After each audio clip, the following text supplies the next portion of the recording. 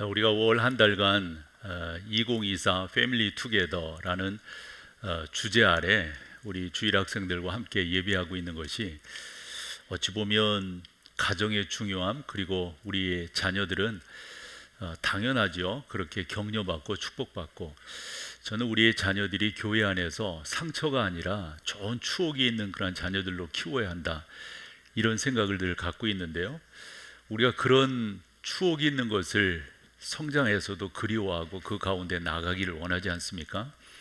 그래서 우리 자녀들이 우리 교회에서 특별히 아빠, 엄마, 할아버지, 할머니들을 통해서 그렇게 격려를 받는다면 이보다 더 좋은 곳이 어디 있겠는가? 그게 당연한 거지만, 마땅한 거지만, 더더욱 이와 같은 행사들을 통해서 우리의 자녀들을 축복하고 싶은 거죠. 우리의 자녀들은 마땅히 받아야 될 그 축복, 격려, 그 은혜를 그 누구도 제지할 수 없고 막을 수 없습니다. 부모라 할지라도, 아니 윗사람이라 할지라도 그 어떤 것을 막을 수가 없습니다. 마땅하죠, 여러분. 그와 같은 의무와 권리가 있다고 하는 것.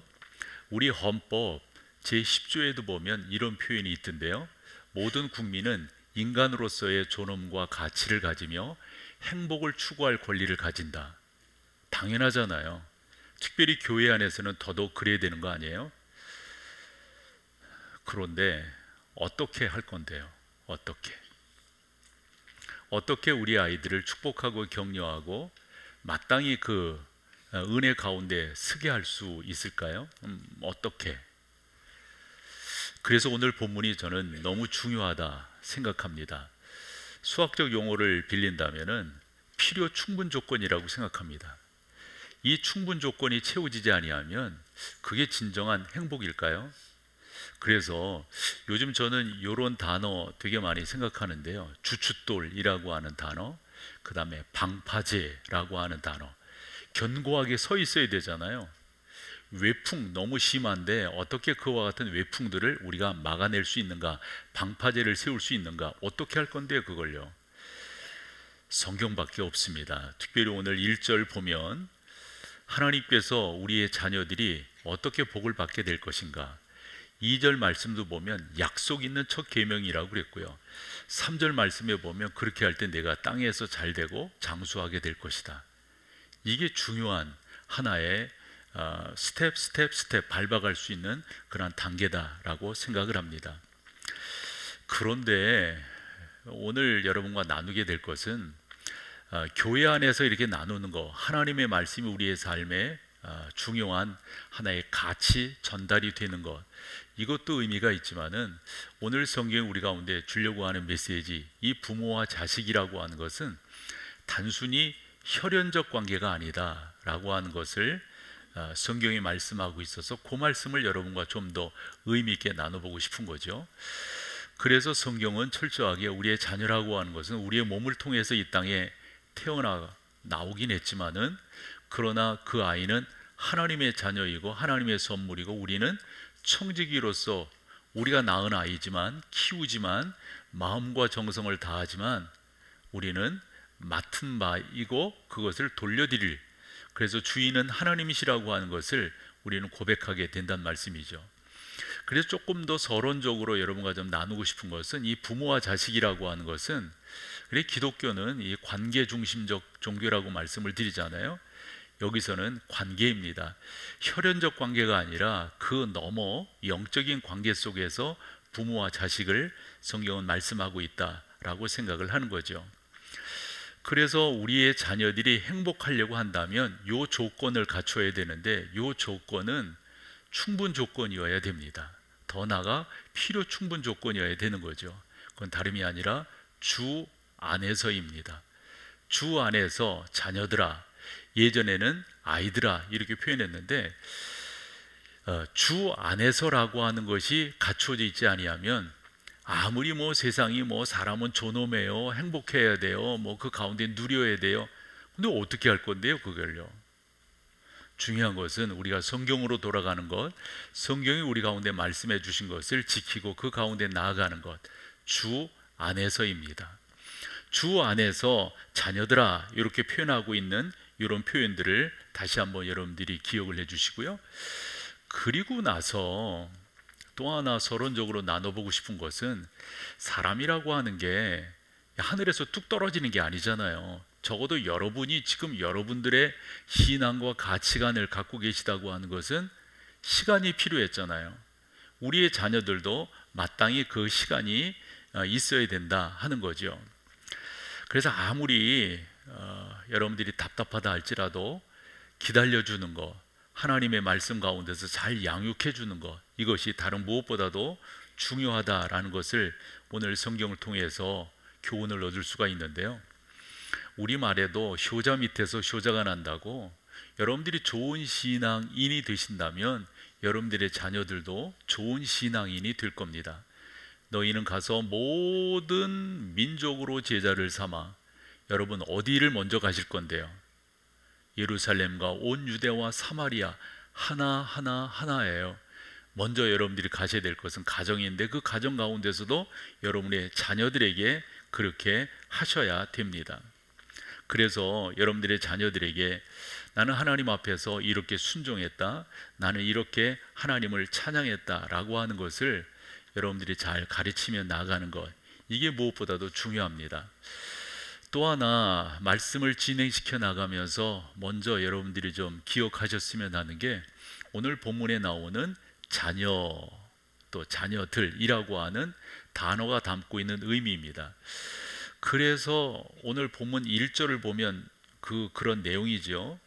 그래서 이와 같은 자녀들아 라고 하는 저 자녀가 우리가 생각하는 이 혈육으로서의 자녀가 아니라고 하는 것을 여러분과 나눠보고 싶은데요. 앞서서 바울이 그런 표현들을 많이 했어요. 그런 표현들을 그 중에 2절만 보면은, 6장을 보고 있으니까 5장으로 가서 1절과 8절을 한번 볼게요. 먼저 1절을 보면, 그러므로 사랑하는 자녀같이 너희는 하나님을 본받는 자가 되고 할 때, 저 자녀가 갖고 있는 어떤 의미, 뉘앙스예요. 뉘앙스. 저기서 자녀가 내가 낳은 아이인가 이 말이에요. 그 다음에 8절도 봐봐요. 너희가 전에는 어둠이더니 이제는 주 안에서 빛이라. 빛의 뭐처럼? 그럼 이 자녀들이라고 하는 게 애들을 말하는 거예요? 그런 의미가 아닌 거죠. 그래서 이 에베소서를 읽어오던 성도들은 바울이 지금 자녀들이라고 하는 요 말을 어떤 의미에서 하고 있는가를 앞서서 인식하고 있었던 거죠. 그러면서 6장 1절로 가보시면은, 그 가운데서 자녀들아 주 안에서 너희 부모에게 순종하라 할 때, 여기서 자녀들도 앞서서 우리가 살폈듯이 혈육으로서 내가 낳은 아이들이 아니라고 하는 거죠. 그러면 또 하나 해석을 해봐야죠. 저기서 너희 부모에게, 부모는 그러면 혈육으로서의 부모인가 하는 거예요. 이런 부분들을 여러분과 같이 나누면서 성경이 우리 가운데 말씀하고 있는 내용이 뭔가, 이런 것들을 함께 좀 의미를 묵상해 보고 싶습니다. 그래서 저는 이제 생각하는 게 그런 거예요. 이제 목사니까 이제 성경을 이렇게 공부를 하게 되고 뭐 살피게 되고 또 연구하게 되고 이런데, 중요한 것은 우리보다 앞선 믿음의 선진들이 있잖아요. 믿음의 선배들이 이런 부분들을 어떻게 생각했지, 어떻게 나누었지, 이런 관심을 갖고 앞쪽으로 가서 이렇게 들춰보면은, 그때 어른들이 이런 생각, 이런 해석, 이런 판단들을 하셨구나 라고 하는 걸 알 수가 있는데, 오늘 본문 1절과 2절, 특별히 그 2절에 보면 약속 있는 첫 계명이다 라고 하는 그 표현이, 이것이 십계명을 염두에 두고 말씀하신 거다, 이렇게 볼 수가 있거든요. 그러면 이 십계명에 대해서 우리가 생각을 해볼 때, 부모에게 효도하라 라는 것이 몇 계명에 있죠? 5계명이잖아요. 그렇죠?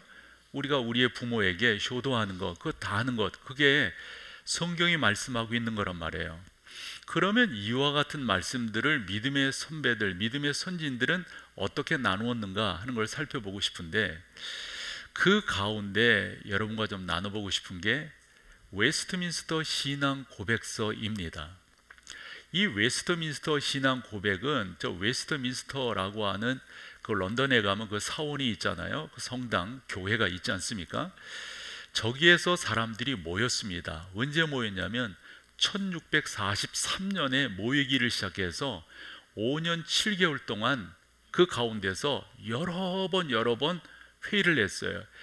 사진에서 보듯이 저런 식의 모임으로 회의를 했다고 하는데, 회의를 몇 번 했느냐?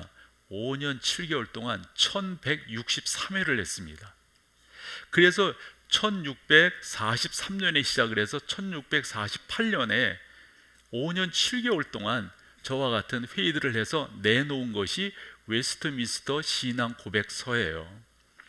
그 신앙 고백서 안에는 33개의 대주제들이 결정이 되어져 있는데, 그 대주제들을 조금 더 설명한 것이 스코틀랜드 에딘버러에서 열렸던 이 스코틀랜드 장로교회가 정리한 것이 있습니다.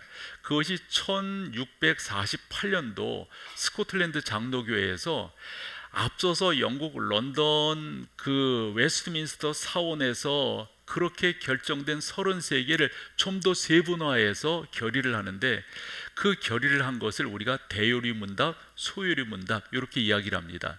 그래서 웨스트민스터 신앙 고백서라고 하면 런던 웨스트민스터 채플에서 결의를 했던 33개 항목과, 그리고 1648년 스코틀랜드 에딘버러에서 스코틀랜드 장로교회가 좀 더 해석서로 내놓은 이 대요리 문답, 소요리 문답 전체를 통틀어서 우리는 뭐라고요?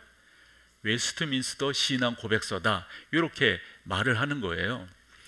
이 말을 왜 하냐면은 그 안을 이렇게 들여다보면 우리 믿음의 선배들이 어떤 고뇌를 했는가가 고스란히 담겨져 있어요. 예를 들어서 오늘 우리가 보고 있는 이 에베소서 6장 1절과 2절, 특별히 2절에서 5계명에 대해서 말씀하는 거잖아요. 이 5계명에 대해서도 이 어른들이 이런 해석을 하셨구나, 이런 생각을 하셨구나. 여러분, 우리가 지금 신앙생활하는 이 신앙이라고 하는 게 어느 날 하루아침에 하늘에서 떨어진 게 아닙니다. 적어도 우리는 그런 과정들을 통해서 우리는 지금 이 자리에서 신앙생활을 하고 있는 거거든요. 예를 들어서 우리 교회는 청교도적 개혁주의 신앙을 갖고 있습니다 라고 할 때 해석을 해봐야 되는 것은 개혁주의라고 하는 게 뭐냐 했을 때는 두 가지 유산을 받고 있다는 건데, 초대교회 유산과 종교개혁의 유산을 받고 있다라는 거예요. 그래서 그것을 개혁주의인데, 그 개혁주의가 청교도주의다라고 할 때 그 가운데서 이루어진 것이 다름이 아니라 사도신경에 대해서, 그리고 니케아 종교회의에 대해서 325전에 있었던 니케아 종교회의, 그것은 성령 하나님, 예수 그리스도, 이것에 대한 논의의 결의였습니다. 그리고 나아가서 이 웨스트민스터 신앙 고백서란 말이에요.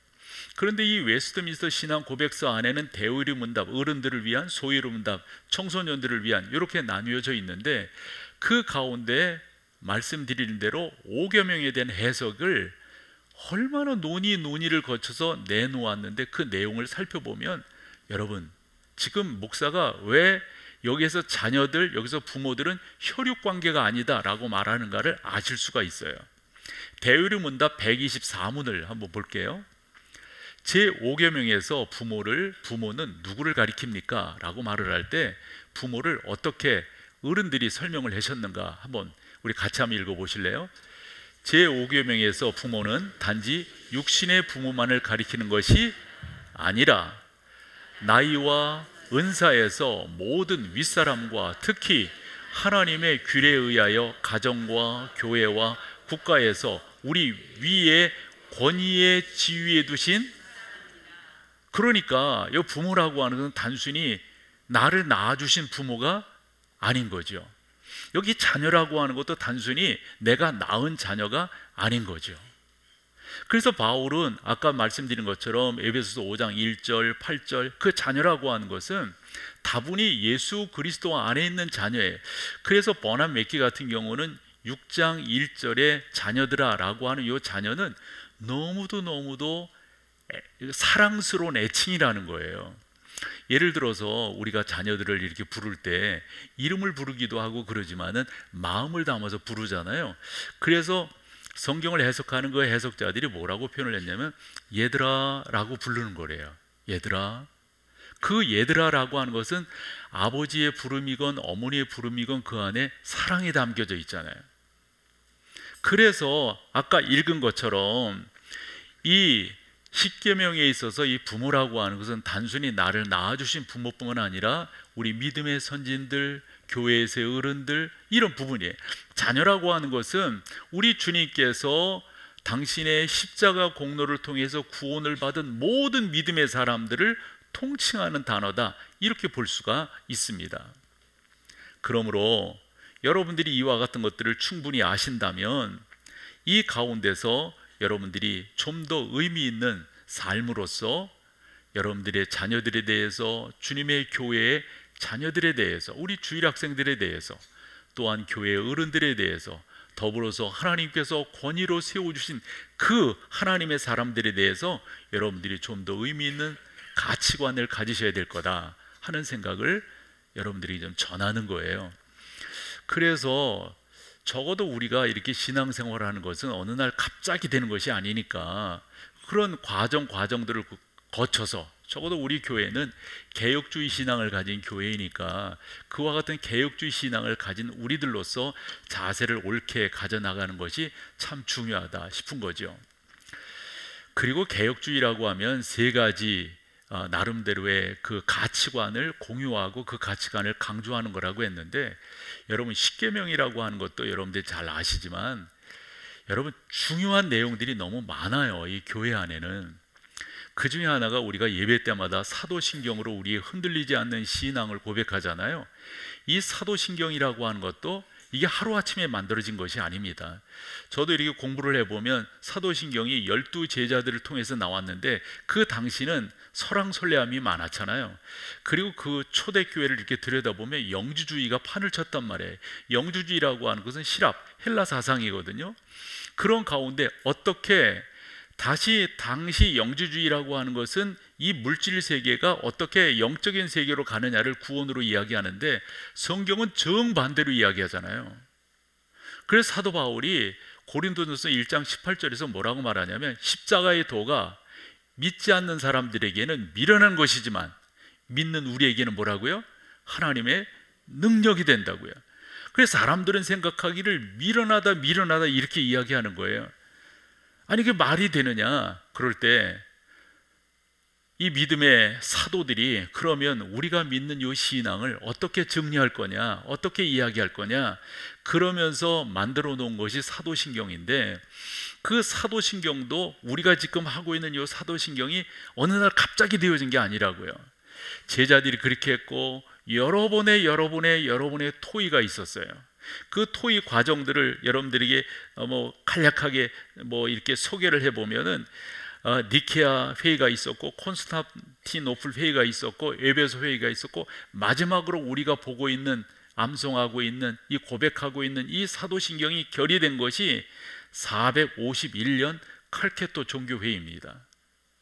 그러니까 무슨 말씀을 드리려고 하냐면 우리가 뭔가를 주장하는 게 어느 날 갑자기 되어진 게 아니란 말이죠. 좀 전에 말씀드린 이 웨스트민스터 신앙 고백이라고 하는 것도 그런 내용입니다. 근데 사실 이 웨스트민스터 신앙 고백은 조금 우리가 조심해야 될 것이 있어요. 예를 들어서 원판이 있고 개정판이 있습니다.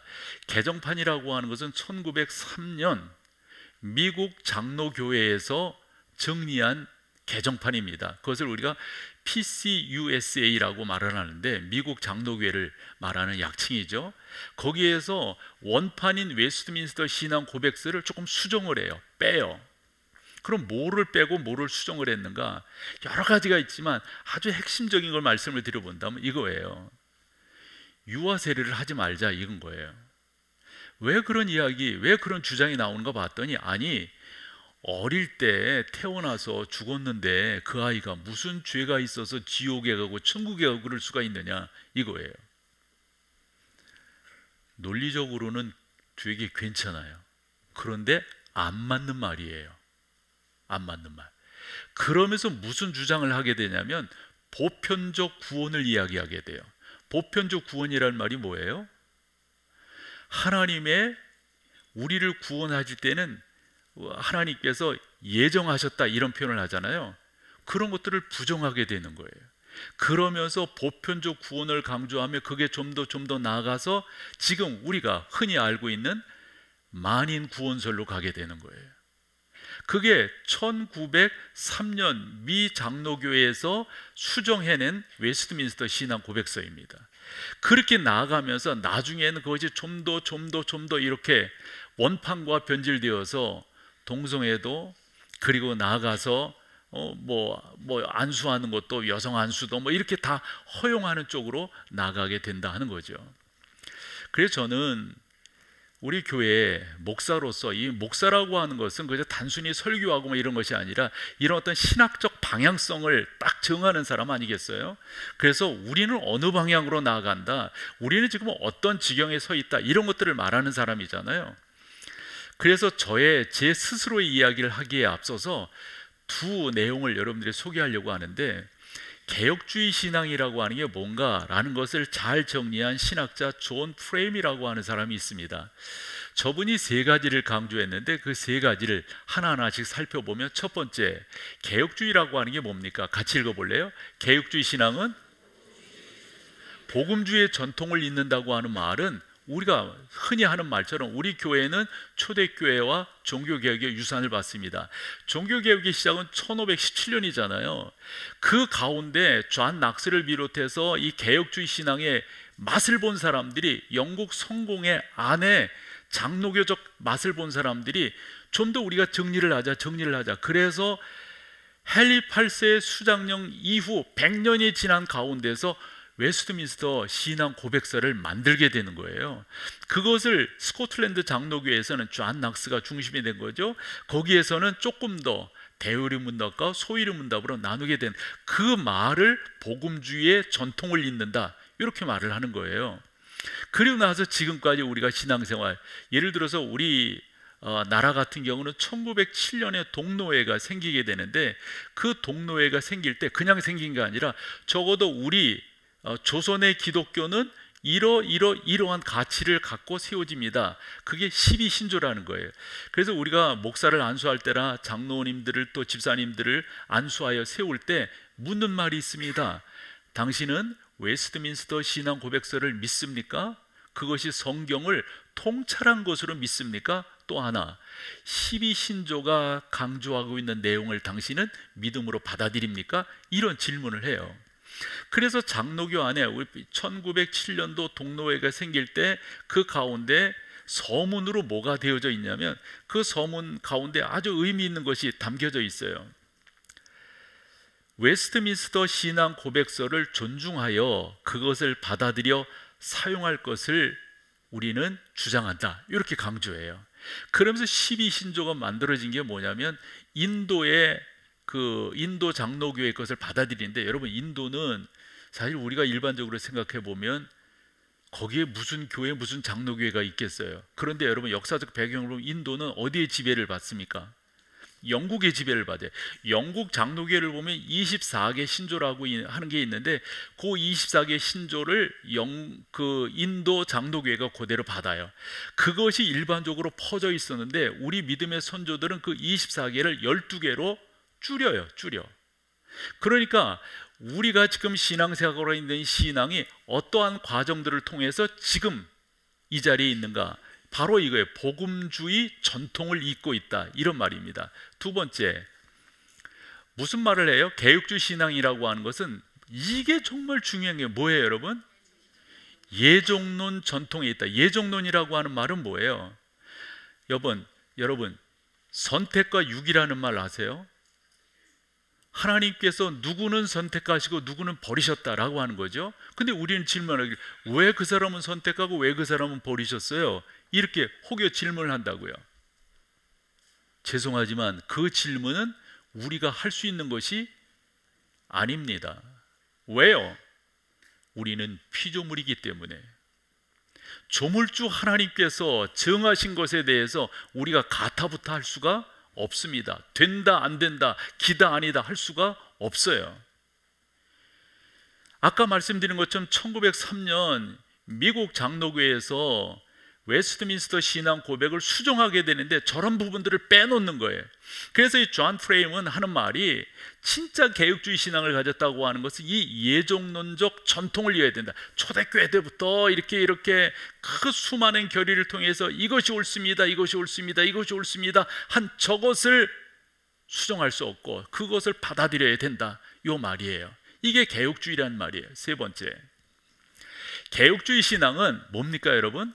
하나님의 언약의 주되심을, 그래서 우리가 늘상 강조하는 것 중에 하나가 그런 거잖아요.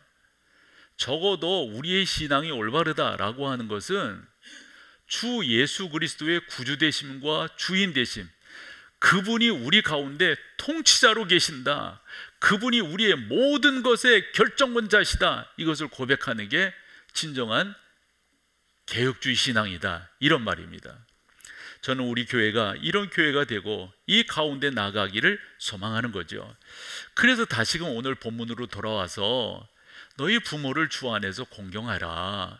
이 공경하라고 하는 것은 이런 신앙, 이 믿음의 선진들이 결의한 것, 특별히 아까 대의문답 124문을 여러분들이 보셨는데 그 가운데 나온 내용들을 보면은 이 교회 안에서 어떻게 우리가 믿음의 선배들을 바라봐야 될 것인가 하는 것을 잘 교훈해 주고 있다라고 생각을 합니다. 저는 제 자신도 그렇지만 여러분들도 그렇게 되기를 소망해서 몇 년 전부터 이 내용을 강조해 왔습니다. 나는 우리 집을 영적 명문가로 만들겠다.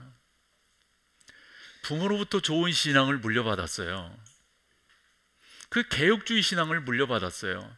저는 어려서부터 우리 교단에서 어려서부터 이렇게 신앙생활을 했어요. 더더욱 하나님의 절대 주권을 인정하고 더더욱 하나님이 나를 다스리시는 주인이라고 하는 사실을 인정하면서 나는 신앙생활을 한다. 우리의 아이들도 우리의 자녀들도 손자 손녀들도 그렇게 자라도록 해라. 여러분, 오늘 설교 제목처럼 우리 가정에서 세워야 할 규범이 있다면 뭐예요? 여러분들이 세워야 할 기초석이 있다면 뭐고요? 뭐를 방파제로 세워야 할까요?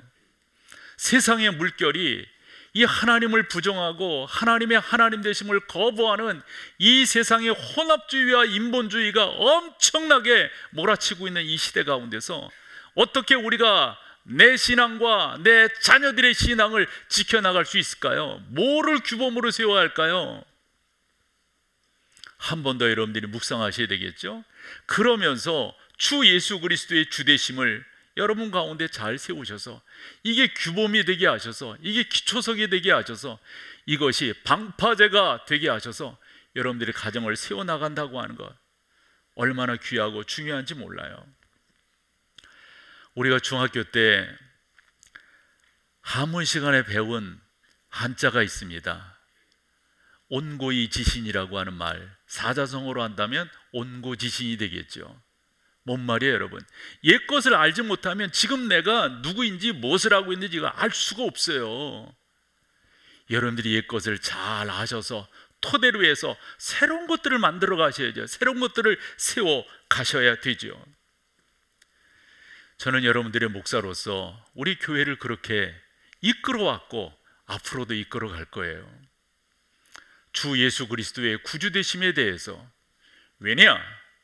이것이 늘상 저를 뭉클뭉클하게 해요. 지금도 이런 말만 하면, 주 예수 그리스도가 나의 구주시다 라고 하는 고백만 하면 감동이 밀려와요. 이건 하나님의 은혜입니다. 더 나아가서 나는 종종 자증적 설명으로 내가 성령의 사람이로구나, 내가 구원받은 사람이로구나, 예수 그리스도의 보혈을 이야기하는데도 전혀 가슴이 뜨겁지 않다. 주 예수 그리스도의 구주되심이 우리 집안과 우리 모든 것에 주춧돌이 되어야 한다 할 때 여러분 가운데 다짐이 안 된다. 이거 한번 생각해 보셔야 됩니다. 정말 내가 옳게 나가고 있는가? 여러분, 자꾸 예수 그리스도 주의 보혈 능력이 또다, 주의 피 어찌하라고요? 믿으오. 주의 보혈 그 어린 양의 매우 귀중한 피로다. 이 찬양이 여러분들을 감동시켜야 돼요. 맞아, 그렇게 살아야지, 그렇게 세워가야지, 그렇게 지켜야지. 웨스트민스터 신앙 고백서는, 그리고 사도신경은 더 나가서 니케아 종교회의는 우리 정서랑 달라요. 타문화권 사람들이 만든 거예요. 그런데도 이것이 귀한 것은 성경이기 때문입니다. 성경이 왜 중요합니까? 성경이 왜 우리 가운데 은혜가 되는 것입니까? 우리가 가정의 달 이럴 때 감동하면서 부르는 찬송이 하나 있죠. 3절 가사인가요? 어머니가 읽으면 눈물 많이 흘린 것 지금까지 내가 기억한. 왜? 예? 어머니가 뭔 때문에 그 성경을 읽으면서 그렇게 하셨냐고요. 그래서 고백이 귀하고 귀하다, 우리 어머니가 들려주시던 재미있게 듣던 말 이 책 중에 있으니 이 성경 심히 사랑합니다. 여러분, 이게 우리의 고백이에요. 이런 우리의 자녀들로 키워야 됩니다. 맞아, 너 복받아야지, 너 잘 돼야지, 너 행복해야지. 어떻게 할 건데요? 뭘 어찌하라고, 어떻게 하라고. 어떻게 해야 이 아이가 잘 되는 건데요? 복 받는 건데요? 정확하잖아요. 주 안에서잖아요. 그분 밖에서 우리가 이룰 수 있는 게 뭐가 있단 말입니까? 제가 우리 교회에 부임하기 2년 전에 여전도의 헌신예배 강사로 왔었어요. 그리고 나서 그 목사님 목양실에서 차담을 할 때 저한테 질문을 하시더라고요. 저보고 안명근 사건이 뭐냐 물으시더라고요. 전 몰랐어요. 그래서 제가 답을 못했어요. 안명근 사건. 그리고 속으로 뭐 이런 이야기를 물으실까 이렇게 생각했어요. 그런데 나중에 가서 그 질문을 하신 원로 목사님의 의도가 뭔지를 알게 됐어요. 적어도 이 교회에 후임으로 오는 목사는 이 정도의 교회사적, 이 정도의 신앙적 칼라가 있는 사람이 될 거다. 저 안명근 사건은 1911년에 일어난 건데 1910년이 뭔지 알잖아요. 그때 우리나라가 되게 그렇게 진짜 나라를 빼앗기고, 이게 그때 생각 있는 어른들이 만주 땅으로 갔습니다. 우리가 그래서 간도 땅이라고 합니다. 간도 땅 중에서도 북간도를 그쪽에 갔습니다. 그래서 독립 그것을 할 때 군사도 조직하고 여러 가지 할 때 돈이 필요하잖아요. 그 돈을 이렇게 모아가지고 갖다 주는 사람들이 있었어요. 그 갖다 주는 사람들이 대부분 크리스찬이었습니다. 대부분. 그래서 이 안명근이라고 하는 사람은 안중근 의사의 사촌 동생인데, 근데 이 양반이 그런 일을 쭉 하고다가 기차를 타고 갈 때 검문에 걸리게 돼요. 근데 왜 걸리냐면 권총이 그분에게서 발견이 됩니다. 그래서 일본 그 사람들이 와서 고문 별거 다 하잖아요. 불지 않습니다. 불지 않아요. 그럴 때 이 일본 순사들이 네가 불지 않아? 그래가지고 이 서북 벨트라고 그럽니다. 황해도에서 신우지까지 이쪽이 우리나라에 있어서 개화되고 개방되었던 그런 곳입니다. 그리고 믿는 사람들이 잘 살았어요. 그 잘 산 사람들의 공동 모임이 신민회라고 하는 모임이에요.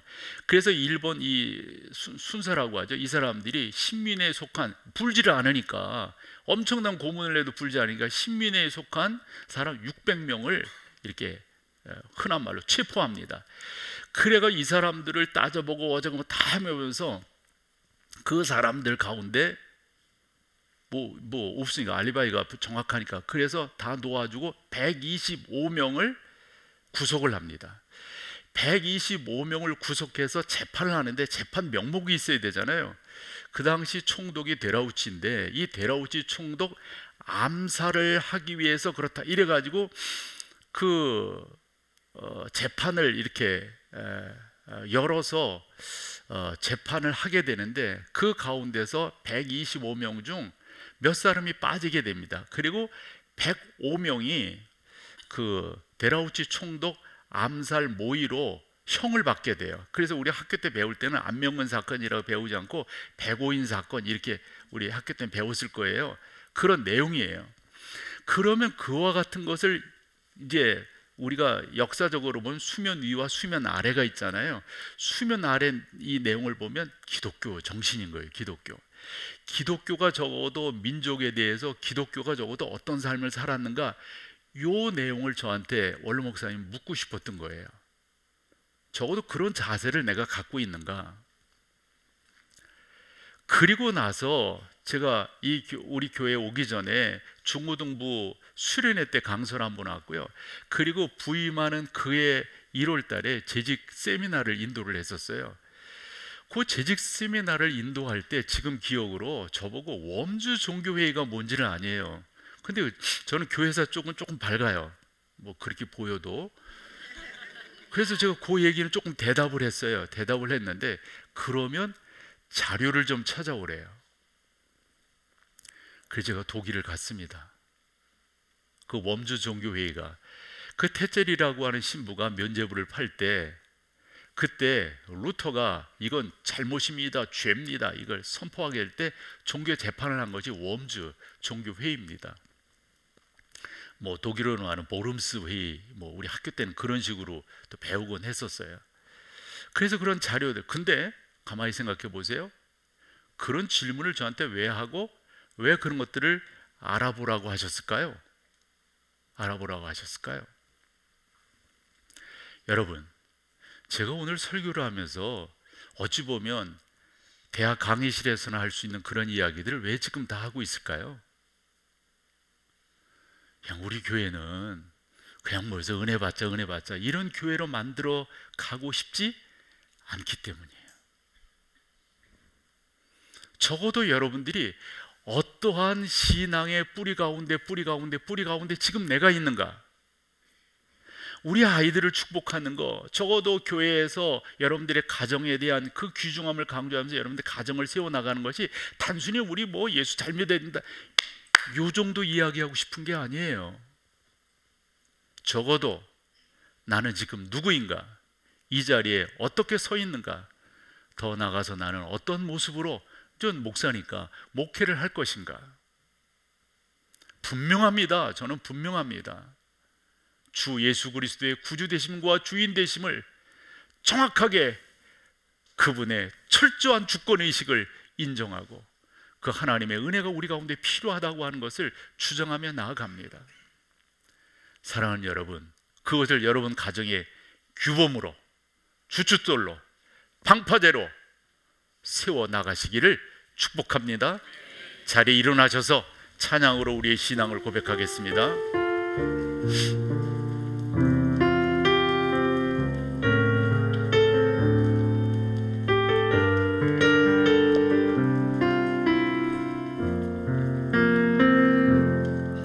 지금 서 있는 이곳에서 높임을 받으소서. 내가 받는 땅 주님의 땅이니 하늘이 주의 이름 높이 올리며 넓은 바다가 주를 노래해. 모든 만물 주